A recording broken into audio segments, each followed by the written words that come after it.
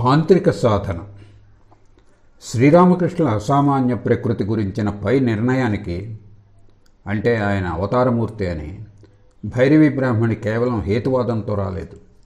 శ్రీరామకృష్ణులను ప్రప్రథమంగా కలుసుకున్నప్పుడు ఆయనతో సహా మరిద్దరిని కలుసుకొని వారి ఆధ్యాత్మిక జీవన పురోభివృద్ధిలో తాను తోడ్పడవలసి ఉందని ఆమె చెప్పడం పాఠకులకు సువిదితమే.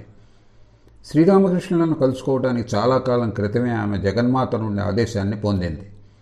ఆమె ఆధ్యాత్మిక సాధనాజనిత దివ్యదృష్టే ఆమెను దక్షిణేశ్వరానికి రావించి శ్రీరామకృష్ణులను అవగాహన చేసుకోవడంలో ఆమెకు సహాయపడింది. రోజులు గడిచే కొద్దీ, శ్రీరామకృష్ణులకు అతి సన్నిహితం అయ్యే కొద్దీ శ్రీరామకృష్ణుల సాధనానుష్ఠానాల్లో తన పాత్ర ఏమిటో, తాను అందించవలసిన సహాయం ఏ రీతిలో ఉండాలో బ్రాహ్మణికి స్పష్టం కాసాగింది. కాబట్టే సామాన్య జనంలో శ్రీరామకృష్ణులను గురించి ఉన్న అపోహను తొలగించడంతోనే తన సమయాన్నంతా గడపలేదామె. శాస్త్రబద్ధమైన వివిధ సాధనలను అనుష్ఠించడంలో శ్రీరామకృష్ణులను నిమగ్నులను చేసింది. శ్రీరామకృష్ణులు జగజ్జననిని విస్పష్టంగా చూడగలందులకై, ఆమె అనంత అవ్యాజ కరుణా కటాక్ష ప్రాప్తికై, ఆయన స్వీయ దివ్యశక్తిలో, అదే ఆయన యథార్థ ప్రకృతి, ప్రగాఢంగా నెలకొనటానికై ఆయనతో వివిధ ఆధ్యాత్మిక సాధనలను చేయించడంలో బ్రాహ్మణి నిమగ్నురాలయ్యింది. గురుపరంగా వస్తున్న శాస్త్ర నిర్దిష్టమైన సాధనా మార్గాలను అనుసరించక కేవలం హృదయపూర్వకమైన భగవదనురాగంతో మాత్రమే జగన్మాత దర్శనం పొందగలిగారు శ్రీరామకృష్ణులు. కాబట్టే తమ ఉన్నతావస్థను గురించిన సంశయాల నుండి ఆయన విముక్తులు కాలేకపోతున్నారనే విషయాన్ని గ్రహించడానికి సాధనలో పురోగమించిన బ్రాహ్మణికి ఎంతో సమయం పట్టలేదు. తమకు కలిగిన అలౌకిక దివ్యానుభూతులన్నీ మతిభ్రమ కారణంగా కలిగినవేమోనని, తమ శరీరంలో కలుగుతున్న భౌతిక మానసిక పరిణామాలన్నీ దాపురించబోయే ఏ ఘోర వ్యాధి తాలూకు చిహ్నాలో అని సందేహం అప్పుడప్పుడు ఆయనలో మెదులుతూ ఉండేది. ఆ సందేహ నివారణోపాయంగా ప్రస్తుతం బ్రాహ్మణి ఆయన్ను తాంత్రిక సాధనలు చేపట్టమని ప్రోత్సహించింది. ఎందుకంటే సాధకుడు ఎలాంటి సాధనను అనుష్ఠిస్తే ఏ ఫలితాన్ని పొందుతాడో తంత్రశాస్త్రాల్లో స్పష్టంగా ఉల్లేఖించబడింది. శ్రీరామకృష్ణులు అదే రీతిలో సాధనలు చేయగలిగితే గతంలో ఎందరో సాధకులు సునిర్దిష్టమైన ఆ సాధనలను గావించి ఎలాంటి అనుభూతులను పొందగలిగారో ఆయన కూడా అలాంటి అనుభూతులను పొందినప్పుడు తమ అవస్థ వ్యాధిజనితం కాదనే యథార్థాన్ని ఆయన గ్రహిస్తాడని బ్రాహ్మణికి తెలుసు. అంతేకాక సాధన మూలంగా మనిషి ఉన్నత ఆధ్యాత్మిక భూముల్లో అధిరోహించే కొద్దీ ఆయన మనశ్శరీరాల్లో మహాద్భుతమైన శారీరక మానసిక పరిణామ అవస్థలు కలుగుతావని, కాబట్టే స్వయంగా తనలో జనించిన మార్పులన్నీ ఇలాగే కలిగినవనే దృఢ విశ్వాసం శ్రీరామకృష్ణుల్లో ఏర్పడగలదు. తత్ఫలితంగా ప్రస్తుతం ఆయన చేకొన్న తాంత్రిక సాధనానుష్ఠాన ఫలంగా భవిష్యత్తులో వారికి కలిగే దివ్య దర్శనాలు, దివ్యానుభూతులు అవన్నీ సత్యమని, సాధన చేసేవారందరికీ అవన్నీ కలుగుతావని గ్రహించి నిస్సంశయంతో ఆయన తన లక్ష్యం వైపు ఏ అడ్డంకి లేక సాగిపోగలరు. కాబట్టే గురువాక్యాలతో, శాస్త్రోపదేశాలతో స్వీయ అనుభవాలు సరిపోలుతున్నవో లేదో సరిపోల్చుకోమని శాస్త్రాలు సదా సాధకుడికి హితవు చేయటానికి ఇదే కారణమని బ్రాహ్మణికి తెలుసు. శ్రీరామకృష్ణుల అవతార పురుషులని ఎరిగి వారి చేత సాధనలు చేయించడానికి బ్రాహ్మణి ఎందుకు పూనుకొన్నదనే ప్రశ్న తల ఎత్తవచ్చు. భగవదవతారాల వైభవాన్వితాలను ఎరిగి ఉన్నప్పుడు వారు పరిపూర్ణులని, ఈ సాధనలన్నీ వారికి అనావశ్యకలని అంగీకరించాలి కదా. అందుకు జవాబు, శ్రీరామకృష్ణుల సర్వశ్రేష్ఠ మహత్వం ఆమె మనసులో సదా సచేతనలో ఉండి ఉంటే పైన చెప్పింది నిజం. కానీ అలా జరగలేదు. మొట్టమొదట కలుసుకున్నప్పటి నుండి బ్రాహ్మణి శ్రీరామకృష్ణులను తన బిడ్డ మాదిరి ప్రేమించసాగింది. మరి ఐశ్వర్య జ్ఞానాన్ని మరిపించి తన ప్రియతముడి సంక్షేమం నిమిత్తం ఆత్మసమర్పణం చేయించగలిగే శక్తి, ప్రేమల కన్నా మరొకటి లోకంలో ఏమున్నది? కాబట్టి యథార్థ ప్రేమ ప్రేరణాబలం చేతనే ఆమె శ్రీరామకృష్ణులను సాధనలలో నియుక్తుడిని గావించిందనే విషయం స్పష్టమవుతున్నది. అవతారమూర్తులైన అందరి జీవితాలను పరికించినప్పుడు మనకి ఈ పరిస్థితి ద్యోతకమవుతుంది. వారికి అతి సన్నిహితులైన వ్యక్తులందరూ కూడా ఆ అవతారమూర్తుల అలౌకిక దివ్యశక్తులను గాంచి కొన్ని సమయాల్లో విస్మయులవుతున్నప్పటికీ మరుక్షణంలోనే అంతా మరిచిపోయేవారు.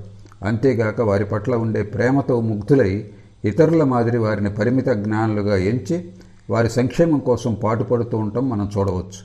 అదేవిధంగా బ్రాహ్మణి కూడా శ్రీరామకృష్ణుల అసాధారణ భావపారవస్యాన్ని, అలౌకిక శక్తి వ్యక్తీకరణను చూసి తరచూ దిగ్భ్రాంతురాలైనప్పటికీ మాతృప్రేమతో మరుక్షణమే అంతా మరిచిపోయేది.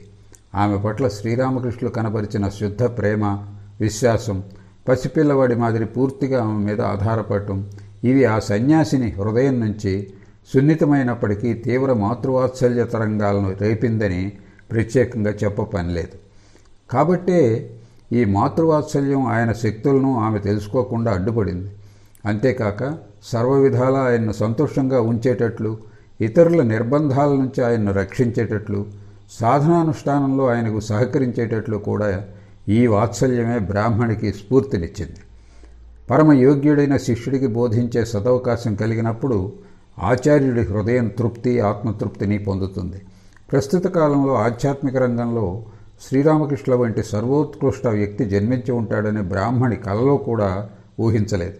శ్రీరామకృష్ణులకు బోధించే అవకాశం లభించినప్పుడు ఆమె హృదయం పరమానందం పొంది ఉంటుందనడం నిస్సంశయం. తన అధ్యయన తీవ్ర తపో ఫలితాలను స్వల్పకాలంలోనే ఆయన చేత కూడా అనుభవింపచేయటానికి ఆమె ఆతురత వహించిందనడంలో అబ్బురం లేదు. తాంత్రిక సాధనలను అనుష్ఠించడంలోని ఔచిత్య ఆవశ్యకతల గురించి వాటి ప్రారంభానికి మునిపే జగజ్జనని అడిగి ఆమె అనుజ్ఞను పొందే ఆ సాధనలు ఆచరించినట్లు శ్రీరామకృష్ణులే స్వయంగా మాకు ఒకప్పుడు తెలిపారు. కాబట్టి కేవలం బ్రాహ్మణి ఆతురత, ప్రేరణలతోనే ఆయన ఆ సాధనలు ప్రారంభించలేదు. అంతేగాక సాధనాజనిత యోగ దృష్టి ద్వారా కూడా శాస్త్రోక్త విధానాలను అనుసరించి జగన్మాతను సాక్షాత్కరించుకునే సమయం ఆసన్నమైనదని తమ హృదయాంతరాళంలో ఆయనకు తోచింది. ఈ విధంగా శ్రీరామకృష్ణులు ఏకాగ్రచిత్తం ఇప్పుడు బ్రాహ్మణి నిర్దేశించిన సాధనా మార్గంలో ఆతురతతో పరిగెత్తసాగింది. ఆయన అనుభవిస్తున్న ఆ ఆతురత, తీవ్రతను మనబోటి అది సామాన్యులు తెలుసుకోవటం అసాధ్యం. అందుకు కారణం అంతులేని ప్రాపంచిక విషయాల వెంట నాలుగు దిక్కులా పరుగులెత్తే మన మనస్సులకు ఆ సంయమన శక్తి, ఏకాగ్రత ఎక్కడున్నవి? ఇంద్రజాల సదృశ్యాలైన ఈ గాజు పెంకులతో క్రీడించడం విడనాడి భావాంతరాలలో మునిగి వజ్రఖనులతో నిండిన సాగర గర్భాన్ని చేరే సాహసం మనకెక్కడున్నది? పూర్తిగా మునిగిపో, నీలో నువ్వు మునిగిపో అంటూ పదే పదే గురుదేవులు ఏ భావంతో మమ్మల్ని ప్రేరేపిస్తూ ఉండేవారో ఆ భావాన్ని అనుసరించి జగత్తులోని పదార్థాలన్నిటి మీద, చివరికి స్వకీయ దేహం మీద మాయామమతలు ఛేదించి ఆధ్యాత్మిక లోతుల్లో మునిగిపోగలిగే శక్తి మనకెక్కడిది? దుర్భర పరితాపంతో, మహావ్యాకుల హృదయంతో అమ్మా దర్శనమివ్వు అని ప్రార్థిస్తూ పంచవటి క్రింద గంగా సైకత తీరం మీద రక్తం స్రవించే వరకు గురుదేవులు ముఖాన్ని నేలకేసి రాసుకునేవారిని ఎన్ని రోజులు గడిచినా ఆ వ్యాకులతాభావం ఉపశమించేది కాదని మనం విన్నప్పుడు ఆ పలుకులు మన చెవుల్లో ప్రవేశించినా నిజానికి అవి మన హృదయసీమను కించిత్తైనా ప్రతిస్పందింపజేయవే. ఎలా ప్రతిస్పందింపజేస్తాయి? జగజ్జనని వాస్తవంగానే ఉన్నది. అన్నిటినీ త్యజించి వ్యాకులతా హృదయంతో ఆమెను పిలిస్తే తప్పక ఆమె సాక్షాత్కరిస్తుంది అని శ్రీరామకృష్ణుల మాదిరి పసిపిల్లవాడి విశ్వాసం మనకుందా?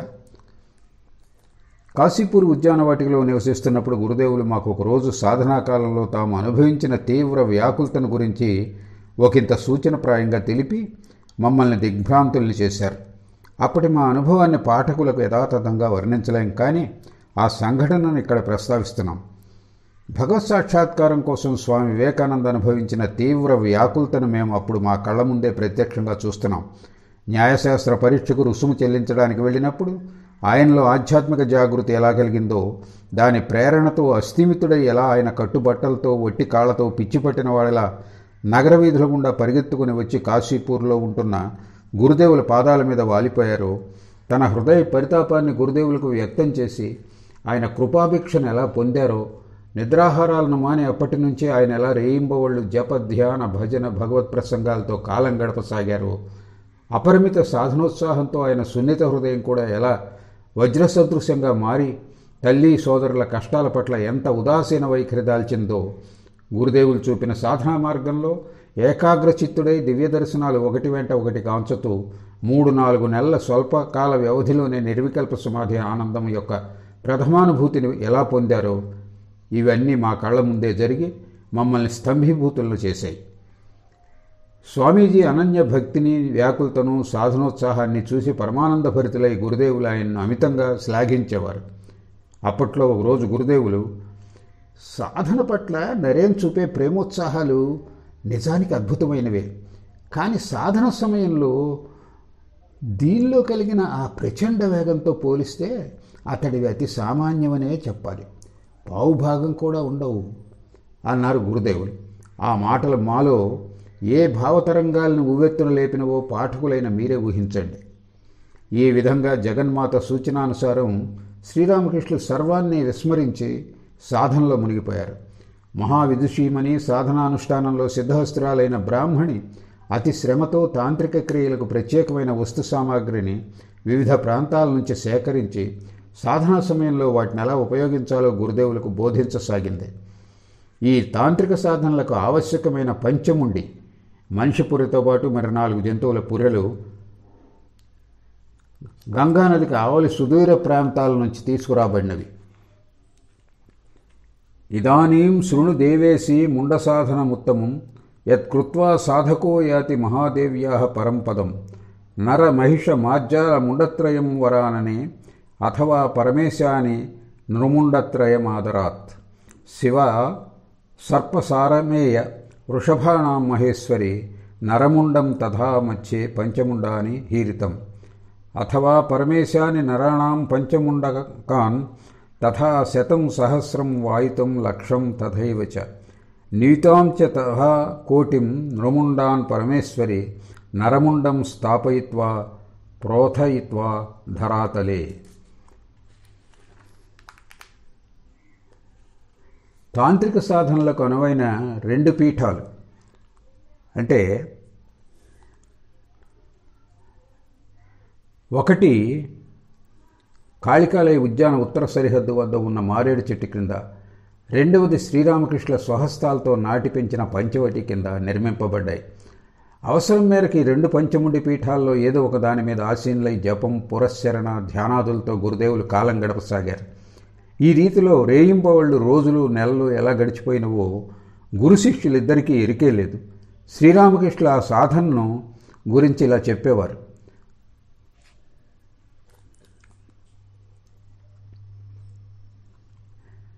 బ్రాహ్మణి పగటివేళ సుదూరంలో ఉన్న ప్రాంతాలకు వెళ్ళి తంత్రశాస్త్రాల్లో నిర్దిష్టమైన దుర్లభమైన విభిన్న వస్తువులను సేకరించి ఆలయ ఉద్యానానికి తీసుకొచ్చేది. రాత్రివేళ మారేడు చెట్టు కిందనో లేక పంచవటి కిందనో ఆ వస్తువులను అమర్చి నన్ను రావించి ఆయా వస్తువులతో యథావిధిగా నా చేత జగన్మాతను పూజింపజేసి చివరకు జపధ్యానాల్లో నన్ను నిమగ్నుని చేసేది. ఇలా పూజ అయ్యాక సామాన్యంగా జపం చేయవలసిన అవసరమే ఉండేది కాదు. ఎందుకంటే పూజ ముగిసేటప్పటికి ఎంత తన్మయుడిని అయ్యేవాడిని అంటే జపమాలను ఒక్కసారి తిప్పకుండానే సమాధి స్థితుడిని అయ్యేవాడిని. అంతేగాక శాస్త్రాల్లో వర్ణించిన ఆ క్రియల ఫలితాలను పూర్తిగా పొందేవాడిని. పరమ ఆశ్చర్యకరమైన దివ్య దర్శనాలు, దివ్యానుభవాలు ఒకదాని వెంట ఒకటి ఆ సమయంలో ఎన్ని కలిగాయో లెక్కించలేను. ఈ విధంగా ప్రధానమైన 64 తంత్రాలు విధించిన సాధనలను అన్నిటినీ ఒక్కటొక్కటిగా బ్రాహ్మణి నా చేత చేయించింది. ఈ సాధనలు ఎంత దుష్కరమైనవంటే వీటిని ఆచరించడంలో సాధకుల్లో అత్యధికులు పదభ్రష్టులయ్యేవారు. కానీ జగన్మాత అనుగ్రహంతో వీటన్నిటిలోనూ ఉత్తీర్ణుడు కాగలిగాను.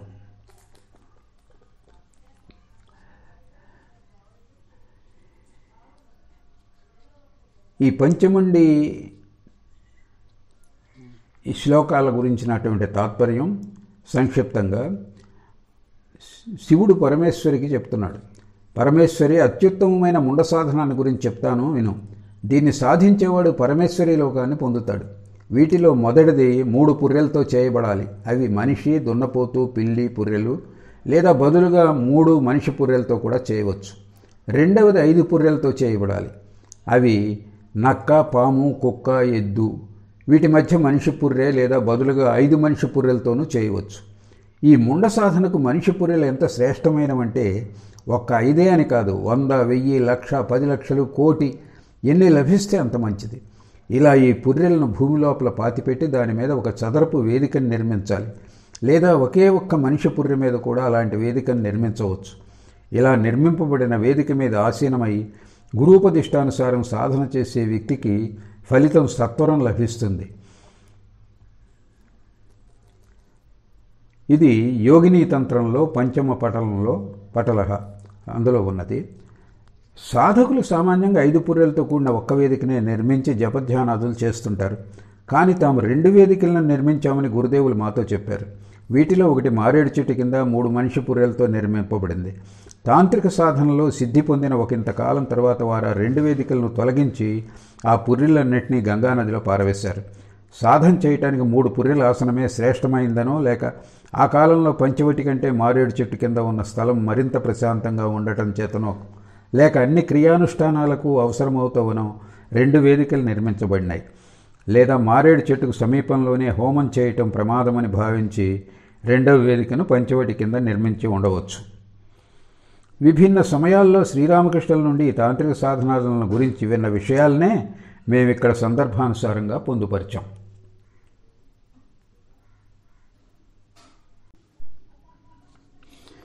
ఒకనాడు చూసేసరికి బ్రాహ్మణి రాత్రివేళ ఎక్కడి నుండో నిండు యవ్వనంలో ఉన్న ఒక సుందరాంగిని తీసుకొచ్చి ఆమెను దిగంబరిని చేసి దేవి ఆశ్రమం మీద కూర్చోపెట్టి, నాయన ఈమెను జగన్మాతగా పూజించు అని నాతో చెప్పింది.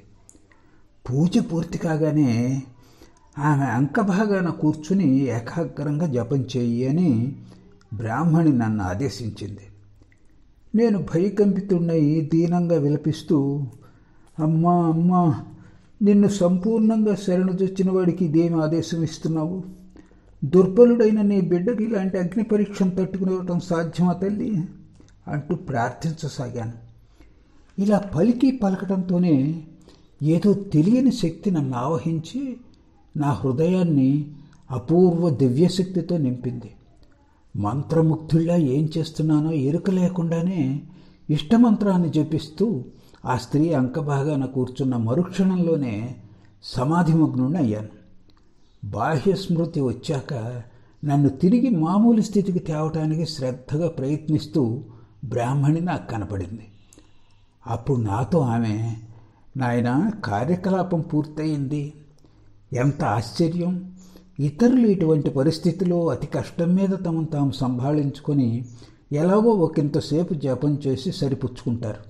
మరి నువ్వో పూర్తిగా బాహ్య స్మృతిని కోల్పోయి సమాధిమగ్నుడయ్యావు. ఆ పలుకులు ఆలకించి ఒక దీర్ఘ నిశ్వాసం విడిచాను. ఈ అగ్ని పరీక్షలో ఉత్తీర్ణుడున్న చేసినందుకు పదే పదే జగన్మాతకు ప్రణమిల్లసాగాను.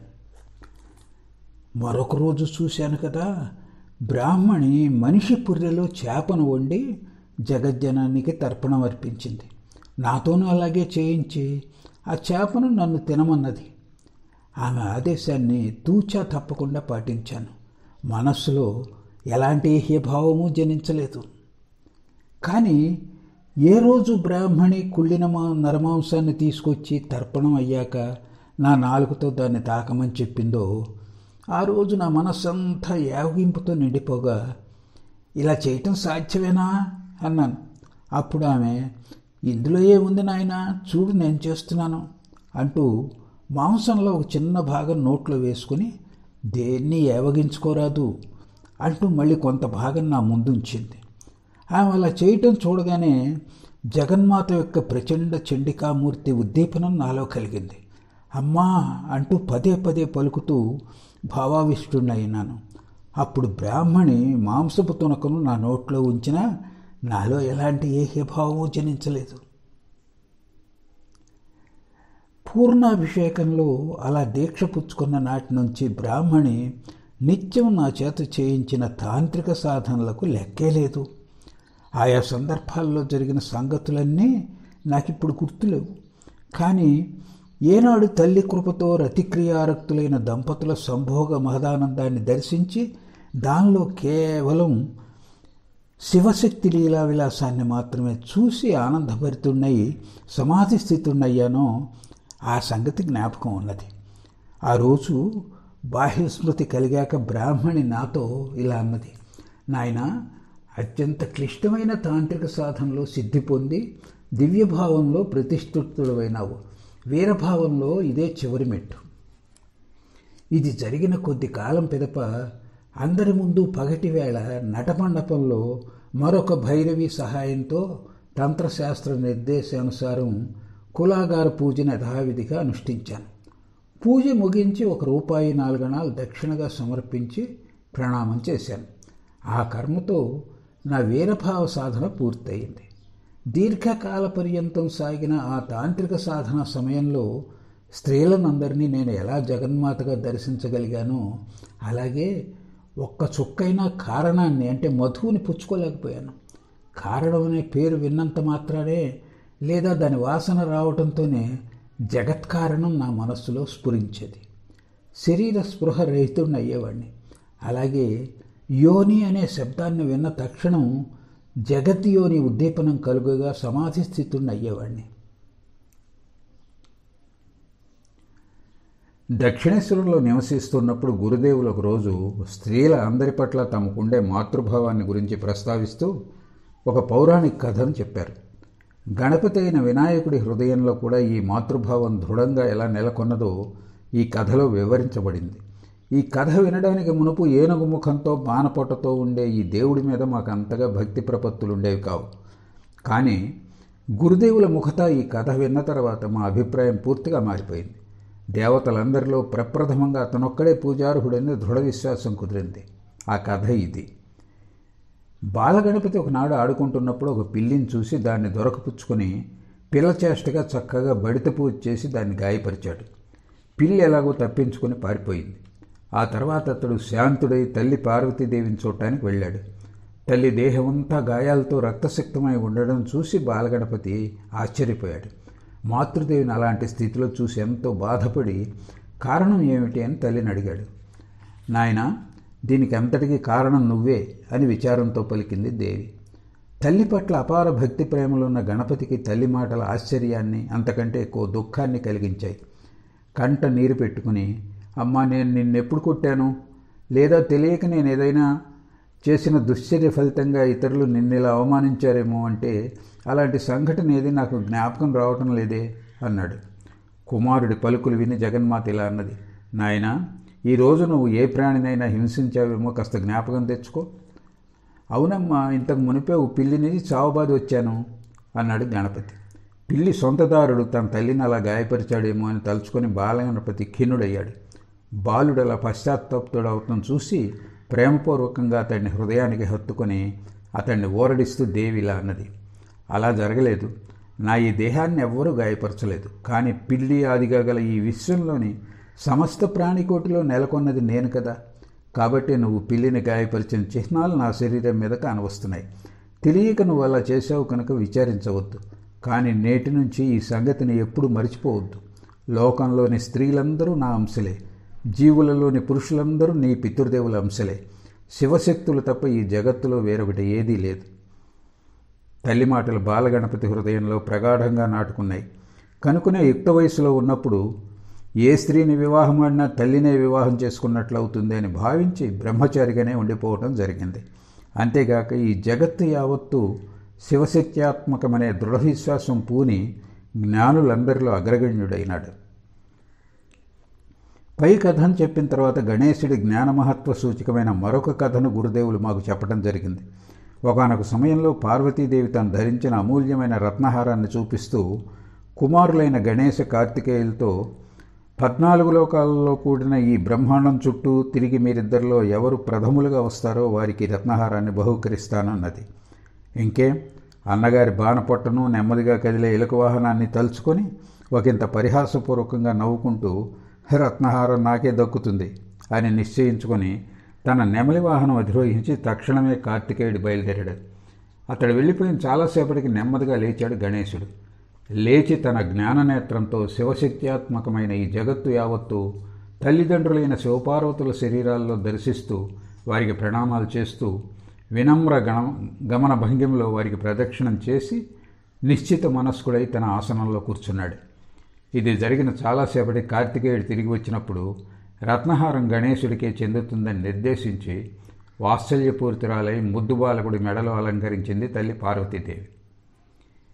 ఈ విధంగా స్త్రీలందరి పట్ల గణపతికున్న మాతృభావాన్ని ఉద్దేశించి గురుదేవులు ఇలా అన్నారు. స్త్రీలందరి పట్ల నా భావం కూడా అదే సుమా.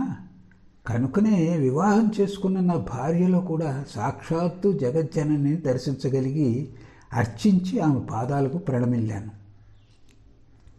స్త్రీలందరి పట్ల అచంచలమైన మాతృభావ పూర్ణ హృదయంతో వీరభావానికి చెందిన క్రియానుష్ఠానాలన్నిటినీ తాంత్రిక శాస్త్ర నిర్దేశానుసారం తూచా తప్పకుండా ఏ కాలంలోనైనా ఏ సాధకుడైనా ఆచరించినట్లు మేము వినలేదు. ఈ వీరోచిత పద్ధతిని అనుసరించే సాధకులందరూ ఈనాటి వరకు తమ సాధనలకు ఒక శక్తిని గ్రహిస్తూనే ఉన్నారు. ఈ కారణంగానే శక్తిని గ్రహించకపోతే సాధనలో సిద్ధి కలగదనో లేక జగజ్జనని కృపను పొందడం అసంభవమనో ప్రగాఢ విశ్వాసం ఈ వీరాచార సాధకుల్లో కలిగింది. ఇటువంటి తప్పుడు అభిప్రాయం ఉండటం చేత, తమ పాశవిక కుసంస్కారాలకు వశులై ఉండటం చేత ఈ మార్గానికి చెందిన సాధకులు తరచూ పరకీయ శక్తిని గైకొనటానికి కూడా వెనుకాడుకున్నారు. లోకులు తంత్రశాస్త్రాల పట్ల అంత నిరసన చూపడానికి ఇదే కారణం. జీవితంలో తాను ఏనాడు కలలో సైతం స్త్రీని గురించి చింతించలేదని యుగావతారులైన శ్రీరామకృష్ణులు ఎన్నోసార్లు మాకు చెప్పున్నారు. కనుకనే జీవితాంతం మాతృభావపూర్ణులైన శ్రీరామకృష్ణుల ద్వారా తాంత్రిక వీరాచార సాధనలన్నింటినీ అనుష్ఠింపజేయటం జగన్మాత విశేష సంకల్పం మూలంగానే జరిగిందని సుస్పష్టంగా తెలుస్తోంది. ఏ సాధనలోనైనా సిద్ధిని గడించడానికి తమకు 3 రోజుల కంటే ఎక్కువ సమయం పట్టలేదని గురుదేవులు చెబుతూ ఉండేవారు. ఏ సాధననైనా చేపట్టినప్పుడు తత్ఫలితాన్ని తనకు ఇవ్వమని పరమ వ్యాకులతతో తల్లిని యాచించడంతో 3 రోజుల్లోనే సిద్ధి కలిగేది. శక్తి లేకున్నప్పటికీ వీరాచార సాధనలన్నిటిలోనూ అతి స్వల్పకాలంలో ఆ విధంగా శ్రీరామకృష్ణులు సాఫల్యం పొందటం ద్వారా స్పష్టంగా రుజువయ్యే అంశం ఏమిటంటే, పంచమకారాలు లేదా స్త్రీ గ్రహణం ఆయా సాధకులకు ఆవశ్యక అంశాలు కావు అనేది.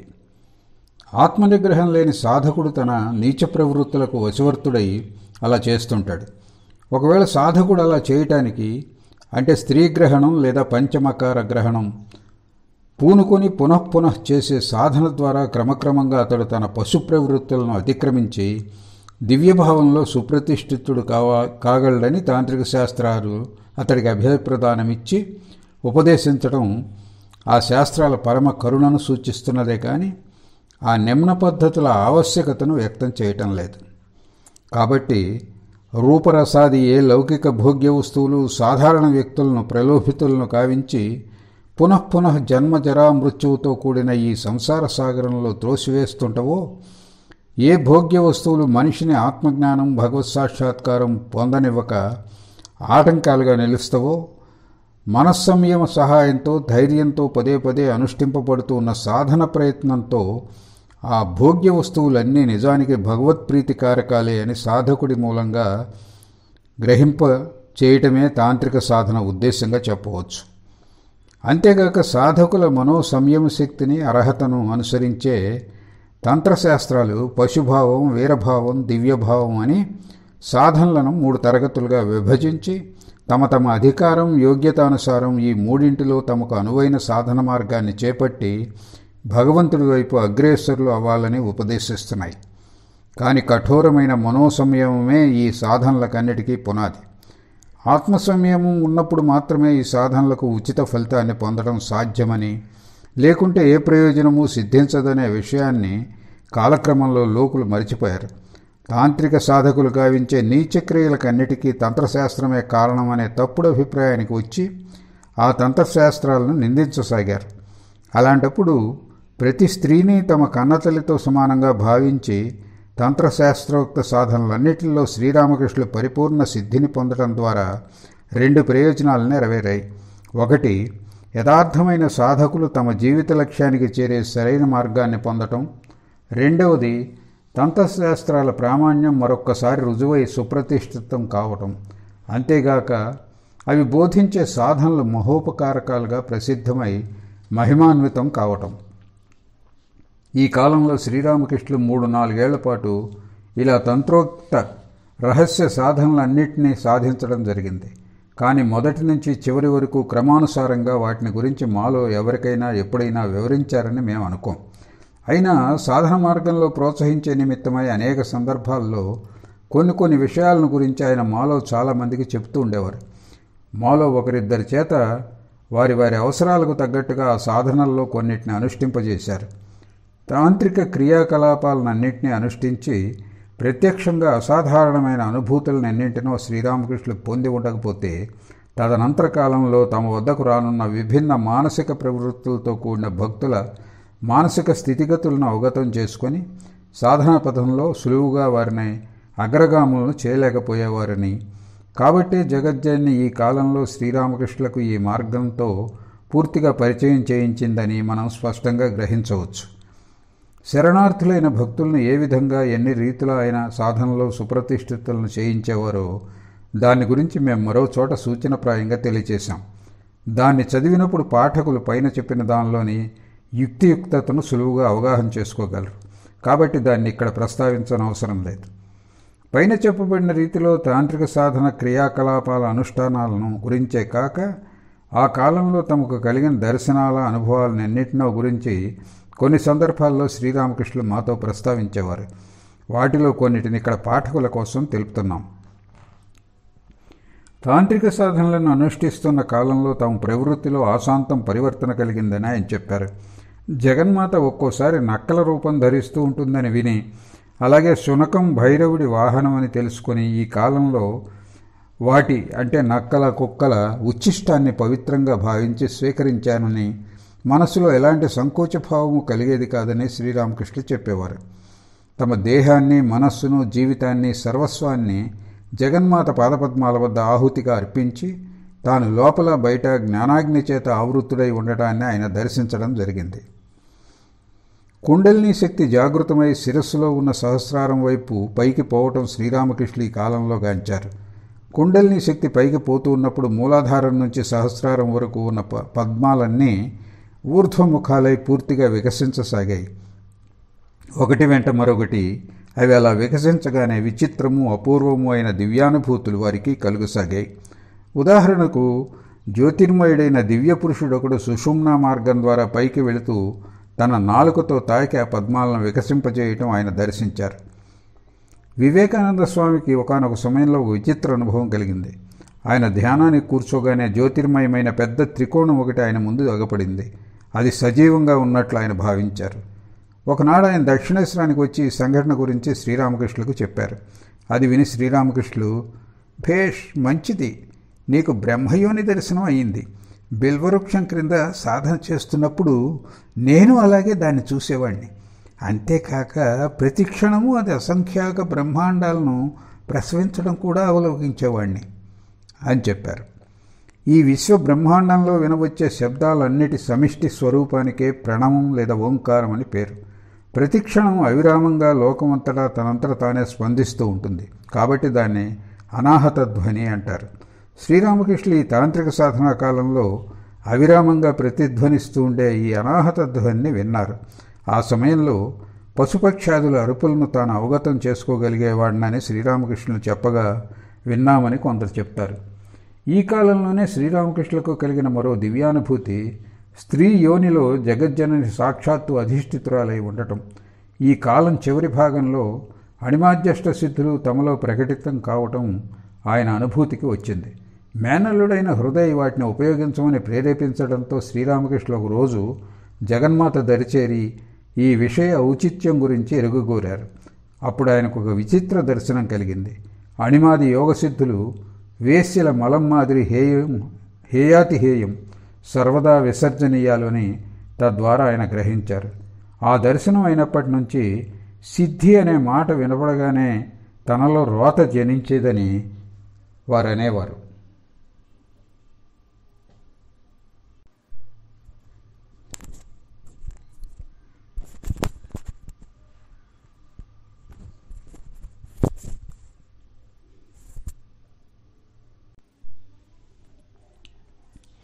శ్రీరామకృష్ణులు అష్టసిద్ధులను పొందారని చెప్పుకునే ఈ సందర్భంలో మరొక సంఘటన మాకు జ్ఞాపకం వస్తోంది. ఆయన ఒకరోజు వివేకానందులను ఒంటరిగా పంచవటికి పిలుచుకుని వెళ్ళి ఇలా అన్నారు. చూడు, సుప్రసిద్ధమైన అణిమాది అష్టసిద్ధులు నా కైవశంలో ఉన్నాయి. కానీ వాటిని వినియోగపరచకూడదని చాలా కాలం క్రితమే నేను నిశ్చయించుకున్నాను. వాటి వినియోగ ఆవశ్యకత నాకేమీ కనిపించడం లేదు. కానీ మత ప్రచారం మొదలైన కార్యాలన్నింటినో నువ్వు చేయవలసి ఉంది. కాబట్టి వాటిని అన్నిటినీ నీకు ఇవ్వాలని సంకల్పించాను. ఇవిగో తీసుకో. అందుకు జవాబుగా వివేకానందులు, మహాశయ, భగవత్ సాక్షాత్కారానికి వీటి తోడ్పాటు ఏమైనా ఉంటుందా అని అడిగారు. తదుపరి గురుదేవుల జవాబు నుంచి, మత ప్రచారాది కార్యాల్లో ఏదో కొంతమేరకు అవి తోడ్పాటునివ్వగలవినా భగవత్ సాక్షాత్కార విషయంలో మాత్రం ఎలాంటి సహాయం అందించలేవని ఎరిగి నిష్కర్షగా వాటిని స్వీకరింప నిరాకరించారు వివేకానందులు. తద్వారా గురుదేవులు తన పట్ల ప్రసన్నులయ్యారని స్వామీజీ మాతో చెప్పారు. జగజ్జనని మోహిని శక్తిని దర్శించాలనే ఆకాంక్ష జనించడంతో శ్రీరామకృష్ణులకు ఆ సమయంలోనే ఒక అద్భుత దర్శనం కలిగింది. అపూర్వ సౌందర్య రాశి అయిన ఒక స్త్రీమూర్తి గంగానది జలాల నుంచి బయటకు వచ్చి అభిజాత గమన భంగిమతో పంచవటికి రాసాగింది. ఆ స్త్రీమూర్తి నిండు గర్భవతి. కొన్ని క్షణాల్లో తన సమక్షంలోనే అందాల పాపను ప్రసవించి మహాప్రేమతో ఆ పాపకు పాలిస్తూ ఉండటం ఆయన గాంచారు. మరుక్షణంలోనే ఆ స్త్రీమూర్తి మహాభయంకర క్రూర రూపాన్ని దాల్చి ఆ పసికోనను కసకస నమిలి మిరింగి తదనంతరం మళ్లీ గంగాజలాల్లో ప్రవేశించి కనుమరుగవటం ఆయన చూశారు. పైన వర్ణించిన దర్శనాలే కాక ఈ కాలంలో శ్రీరామకృష్ణులు 2 చేతుల నుంచి 10 చేతులు కలిగిన ఎన్ని రకాల దేవీమూర్తులను దర్శించారో లెక్కలేదు. పైగా ఈ మూర్తులలో కొన్ని వారికి ఎన్నో సాధనలను గురించి ఆదేశం కూడా ఇచ్చాయి. ఇలా ఈ దేవీమూర్తులన్నీ కూడా మహాసౌందర్యవతులై ఉన్నప్పటికీ వాటిలో ఏవి శ్రీరాజరాజేశ్వరి లేదా షోడశీదేవి సౌందర్యానికి సాటి రాలేవని సంగతి గురుదేవులు చెప్పడం విన్నాం. షోడశి లేదా త్రిపుర సుందరీదేవి అంగాంగాల నుంచి రూపసౌందర్యం కరిగి ప్రవహించి నలుదిక్కులను కాంతిమంతం చేయటం దర్శించాను అని ఆయన చెప్పేవారు. అంతేకాక భైరవాది దేవతామూర్తులు ఎన్నింటినో ఆయన ఈ సమయంలో వారు దర్శించడం సంభవించింది. ఈ రకంగా తాంత్రిక సాధనలను ఆచరిస్తున్నప్పుడు ప్రతిరోజు శ్రీరామకృష్ణులకు ఎన్ని అపూర్వ దివ్య దర్శనాలు దివ్యానుభవాలు కలిగినవంటే వాటినన్నింటినీ యథాతథంగా వర్ణించడం మానవ శక్తికి అతీతం. కాబట్టి ఆ ప్రయత్నంలో కాలాన్ని వెచ్చించడం వృధా ప్రయాసం. తాంత్రిక సాధనలను అనుష్ఠించినప్పటి నుంచి శ్రీరామకృష్ణుల సుషుమ్నా ద్వారం పూర్తిగా తెలుసుకోవడమే కాక వారి నైజం శాశ్వతంగా బాలుడి మాదిరి మారిపోయిందని మేము ప్రత్యక్షంగా ఆయన ముఖతా విన్నాం. ఈ తాంత్రిక సాధనాకాలపు చివరి ఘట్టం నుంచి ఎంత ప్రయత్నించినా ఒంటి మీది కట్టుబట్టను యజ్ఞోపవీతాన్ని ఉంచుకోలేకపోయేవారు. ఎప్పుడు ఎక్కడ అవి జారి కింద పడిపోయేవో ఆయనకి ఎరికే ఉండేది కాదు. మానసం జగన్మాత పాదపద్మాల మీద సర్వదా లగ్నమై ఉండటమే ఆయన దేహస్మృతి లేమికి కారణమని వేరుగా చెప్పనక్కర్లేదు. ఇతర పరమహంసల మాదిరి దిగంబరావస్థ అభ్యాసపూర్వకంగా తమకు కలగలేదని, అతి స్వాభావికంగా క్రమంగా దేహస్మృతిని కోల్పోవడంతో కలిగిందని వారి ముఖత మేము ఎన్నోసార్లు విన్నాం. అంతేగాక ఆ తాంత్రిక సాధనలన్నింటినీ ఆయన పూర్తి చేశాక అన్ని పదార్థాలు ఆత్మ యొక్క అభివ్యక్తాలే అనే జ్ఞానం ఎంత సుస్థిరమైందంటే బాల్యం నుంచి తాము ఏ వస్తువులను తుచ్చమని హేయాతి హేయాలని పరిగణించేవారో వాటినే ఇప్పుడు అతి పవిత్రతమ వస్తువులతో సమంగా ఎంచసాగారు. తులసీ దళము మునగ ఆకు రెండూ సమానంగా పవిత్రంగానే కనపడేవి అంటూ చెప్పేవారు. అప్పటి నుంచి కొన్ని ఏళ్ల వరకు శ్రీరామకృష్ణుల మేనిఛాయ సదా సర్వత్రా సర్వుల దృష్టిని ఆకర్షించేటంత సముజ్వలంగా ప్రకాశించసాగింది. దేహాభిమాన రహితులైన ఆయన మనస్సుకిది ఎంత చీకాకు కలిగించేదంటే ఆ దివ్యకాంతిని తొలగించుకోవడం కోసం ఆయన జగన్మాతను వేడుకుంటూ, అమ్మా, ఈ బాహ్య సౌందర్యం నాకు ఏమాత్రం అవసరం లేదు, దీన్ని వెనక్కు తీసుకొని ఆధ్యాత్మిక అంతఃసౌందర్యాన్ని ప్రసాదించు అని ప్రార్థించేవారు. వారి ఈ ప్రార్థన తదనంతర కాలంలో ఎలా ఈడేరిందనే ఉదంతం మేము మరో చోట తెలిపాం. భైరవీ బ్రాహ్మణి తాంత్రిక సాధనలను అనుష్ఠించడంలో శ్రీరామకృష్ణులకు ఏ విధంగా సహాయం చేసిందో అలాగే శ్రీరామకృష్ణులు తదనంతర కాలంలో ఆమె ఆధ్యాత్మిక జీవితంలో పరిపూర్ణురాలు కావడానికి విశేషంగా సహాయం చేశారు. ఆయన అలా తోడ్పడకుండే బ్రాహ్మణి దివ్యభావంలో ప్రతిష్ఠితురాలు కాకపోయేది. దీని గురించి మరో చోట ఒకంత వివరించాం. భైరవీ బ్రాహ్మణి పేరు యోగేశ్వరి. ఆమె యోగమాయ అంశ అని శ్రీరామకృష్ణులు చెప్పేవారు. తాంత్రిక సాధనల ద్వారా దివ్యశక్తులను పొందిన శ్రీరామకృష్ణులు భవిష్యత్తులో అనేక సాధకులు ఆధ్యాత్మిక సహాయం నిమిత్తం తమ వద్దకు వస్తారనే విషయాన్ని జగన్మాత కృపతో తెలుసుకోగలిగారు. తన భక్తుడైన మధుర్బాబుకు, మేనల్లుడైన హృదయ్కు ఆయన ఆ సంగతి తెలిపారు. అది విన్న మధుర్, భేష్ బాబా, మేమంతా కలిసి మీతో పాటు ఆనందించగలం అన్నాడు. బాబా అంటే తండ్రి అని అర్థం. ఉత్తర భారతదేశంలో సాధు సన్యాసులను బాబా అనో లేదా మహారాజ్ అనో పేర్కొనటం పరిపాటి. మధుర్ ఎప్పుడూ శ్రీరామకృష్ణులు బాబా అనే